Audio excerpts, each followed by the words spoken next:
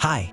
Survival games are always built on one simple principle. The world is against you. You've got few resources, more enemies than you'd like, and every new day isn't a walk in the park. It's a fight for the right to live. But it's in pixel survival games that this feeling hits the hardest. Behind the simple sprites hide entire worlds. Dangerous, cozy, funny, and grim. Today we're going on a journey through 20 such worlds, from post-apocalyptic wastelands to cute little villages, where things aren't quite as peaceful as they seem.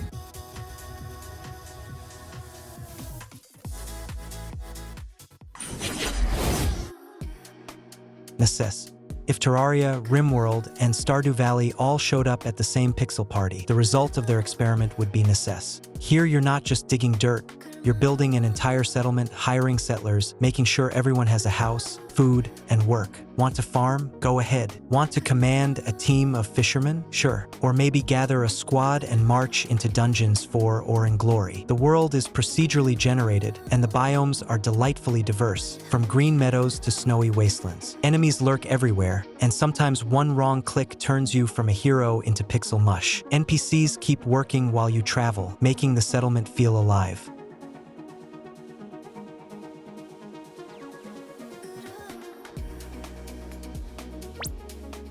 The Doors of Trithius.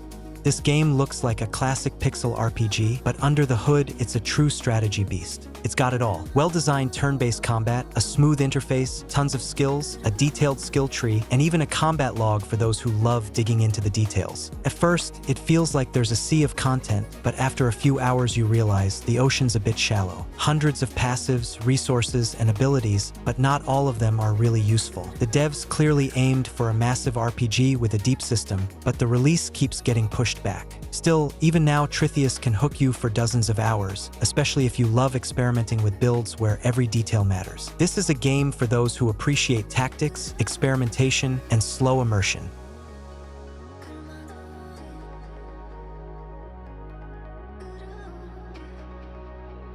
Core Keeper.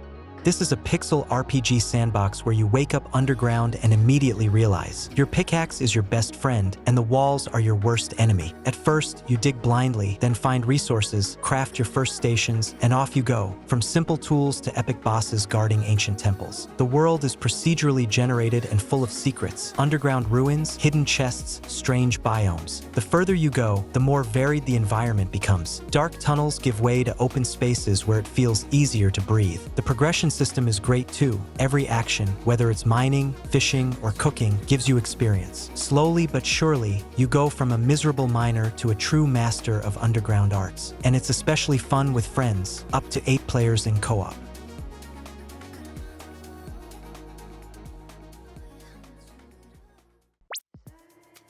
Tinkerlands. This is a survival adventure where every find turns into a tool for staying alive.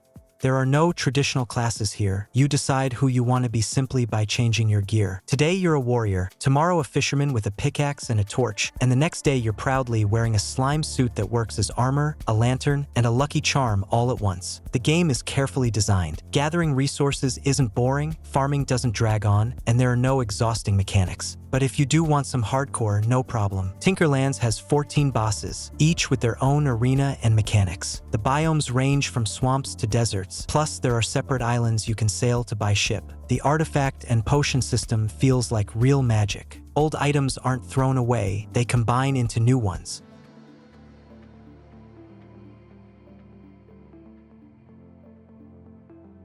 The Survivalists. This is a spin-off of the Escapists. Only now, instead of breaking out of prison, you're trying to survive and escape from an island full of mysteries, totems, and chained-up chests. The main feature is the monkey training system. You can teach your tailed friends all kinds of things: chopping trees, building houses, even fighting. They gather resources, craft items, and defend your base while you explore new islands. Gameplay-wise, it's a classic sandbox. Collect resources, build, hunt, explore, and be ready for surprises. You can travel between islands on rafts, and later portals open up, turning the journey into a real quest. The world is scattered with bottles containing clues and treasure maps, and if you're lucky, you'll stumble upon ancient temples guarded by goblins. Co-op for up to 4 players makes the game even more fun.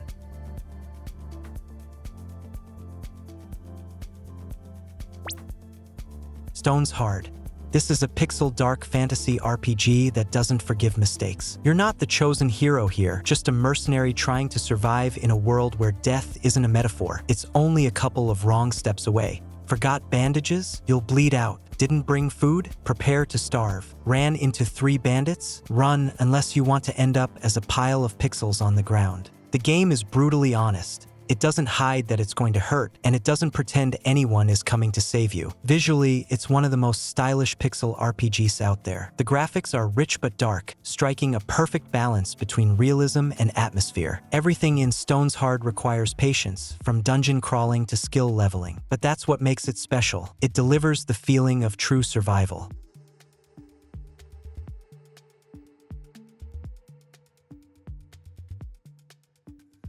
Nova Lands.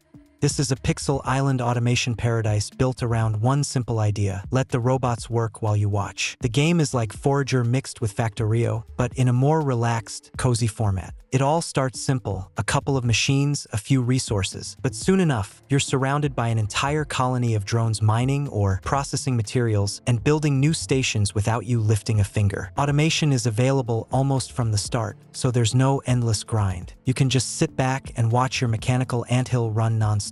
Mini-games, exploration, a bit of combat, trading, and tons of content. All of it makes Nova Lands incredibly addictive.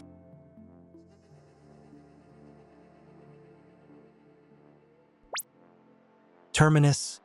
Zombie Survivors. This is a pixel, turn-based, unforgiving roguelike about a zombie apocalypse where your goal is simple: reach the terminus, or die on the way, which, by the way, also counts as an ending. The game feels like a mix of Cataclysm and Neo Scavenger, but a bit friendlier and with a clear objective. Every run is a new attempt to survive, finding food, staying warm, repairing weapons, and deciding whether you can trust the survivors you meet. You can team up, trade, fight, build a small base, but most importantly, you have to keep moving forward. The skill and perk system is excellent. Every action costs points, forcing you to constantly choose, attack, heal, or just hide. With each new run, you unlock characters, abilities, and even alternate escape routes. The graphics are modest but atmospheric. Cold, hunger, zombies around every corner, and complete freedom of choice. This is a game that never lets you relax and prepares you for defeat, honestly and fairly.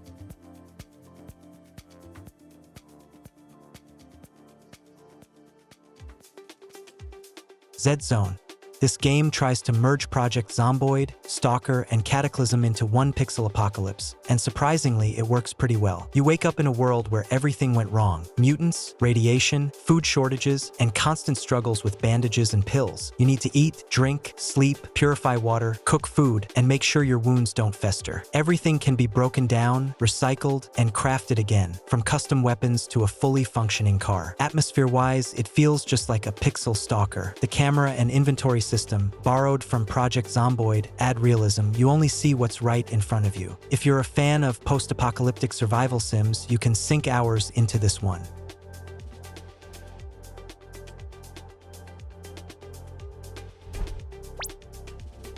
Regions of Ruin.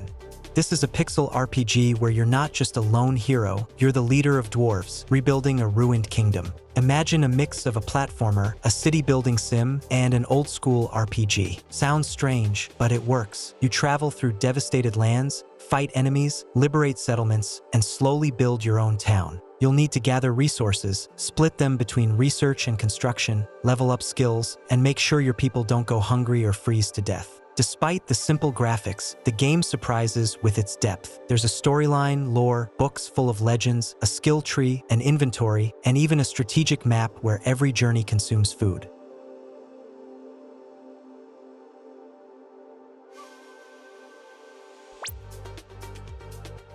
Dig or die.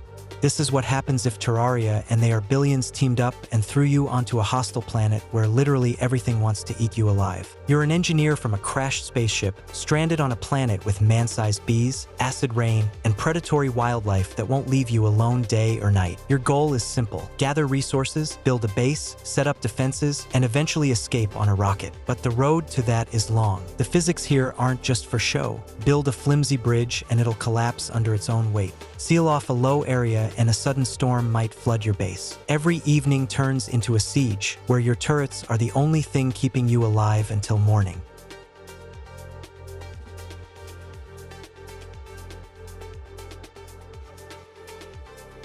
Wayward.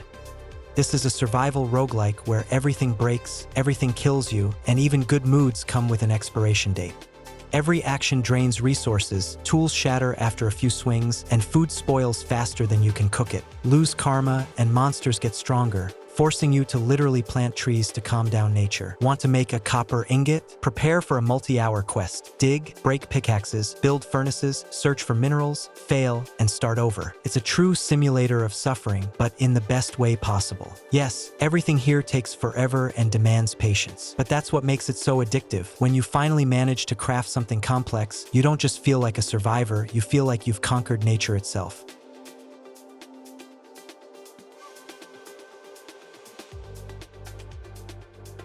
Outpath.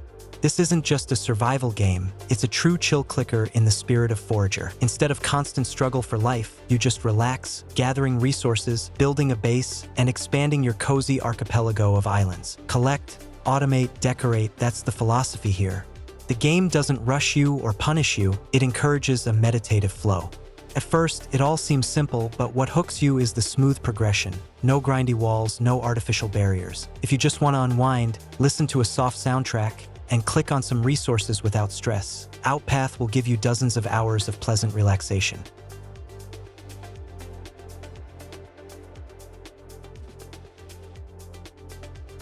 Drova, Forsaken Kin. This is what happens if Gothic and Dark Souls get mixed together in pixel isometry and seasoned with Celtic mythology. It's dark, hardcore, and set in a world where nature and spirits are intertwined, and the player chooses which side to stand on. There are no markers, no hints, and no mercy. The world lives on its own. Monsters fight each other, NPCs react to your choices, and quests can be solved in a dozen different ways if you figure them out yourself. It's built on old-school RPG atmosphere, where no one holds your hand. You're thrown into the depths of the world and told, figure it out yourself.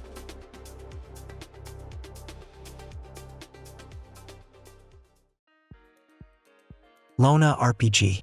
If Darkest Dungeon and RimWorld had a child in RPG Maker, the result would be Lona RPG, an isometric role-playing game where survival isn't a feat, but daily torment. There's no heroism here, only dirt, pain, and despair. The main character is Lona. She's not chosen, not a warrior, just a person trapped on a cursed island where everything living either wants to kill you or use you. It's a merciless world where hunger and fear are as much enemies as monsters and people. Lona can be anything: a warrior, a mage, a succubus, or a slave who lost everything. The survival system is deep and brutal. Watch your hunger, stamina, morale, clothing, and even mental state. You die often, sometimes way too often. The game's unique twist is its generational mechanic. Lona's death isn't the end. If she has a child, they become the new protagonist, inheriting part of her skills and facing the world in their own way. Escape the island, change fate, or simply survive a little longer. This is survival RPG in its darkest form.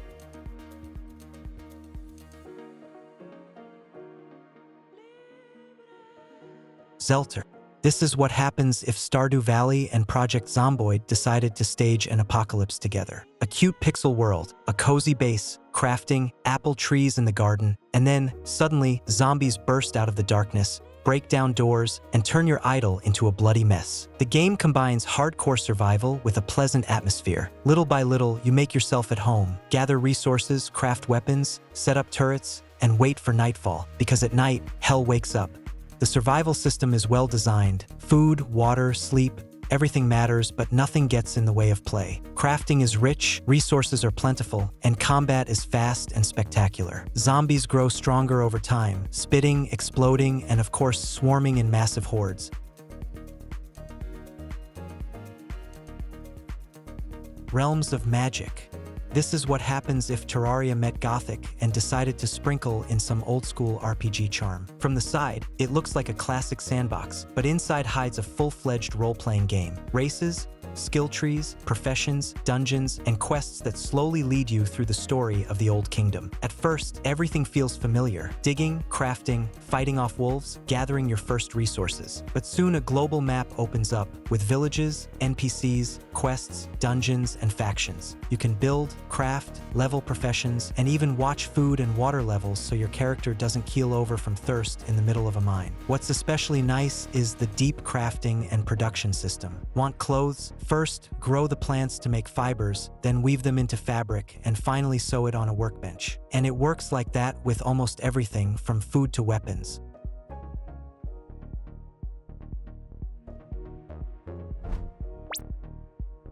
Zero Sievert. This is Escape from Tarkov in a pixel shell, spiced with Stalker's atmosphere. The sessions are short but tense. You enter a procedurally generated zone, loot everything you can carry, and pray you make it to the exit alive. Every raid is a mini thriller. Enemies are smart. They hide behind cover, turn off flashlights, and try to flank you. Death can come from a bullet or from a boar charging out of the bushes. A tactical approach is key. Snipe from the woods, circle around, or sometimes just sneak out quietly with your loot. Your base works as a hub. Upgrade it, improve your gear, and prep for the next run. There's a wide arsenal, from makeshift pistols to sniper rifles, and every gun feels weighty and satisfying to shoot.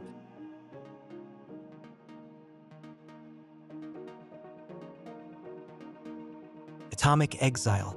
This is a pixel twin-stick shooter. Imagine Zero Sievert crossed with a retro arcade, and that's what you get. It's simple. You leave the safety of your town, go on a raid, loot whatever you can carry, and try to come back alive. Enemies hit hard, and you'll die often, but unlike classic extraction shooters, progress isn't wiped completely. The game forgives more mistakes and stays more laid back. Gameplay loops around quests from NPCs, gear upgrades, and new zones to explore. The shooting is snappy, the visuals are retro pixel style, and the atmosphere blends post-apocalyptic grit with arcade energy.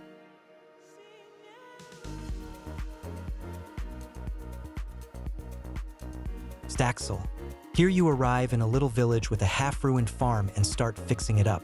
Planting crops, raising animals, repairing your house, and helping your quirky but friendly neighbors. The real hook is the atmosphere. Changing seasons, bright graphics, and a simple but cozy life in a world where butterflies matter more than monsters. You can fish, collect insects, run errands for villagers, and most importantly, customize your world however you like.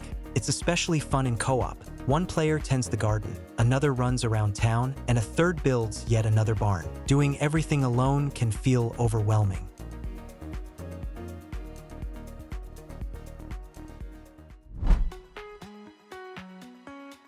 And that's it. The genre of pixel survival games is surprisingly diverse. It can be brutal, cozy, meditative, and adrenaline pumping, sometimes all at once in the same game. Some will dig mines until exhaustion, others will build the perfect base with drones and turrets, and some will simply get lost in a dark forest, happy to have survived just one more day. The Image Game Channel was with you. Have a nice day.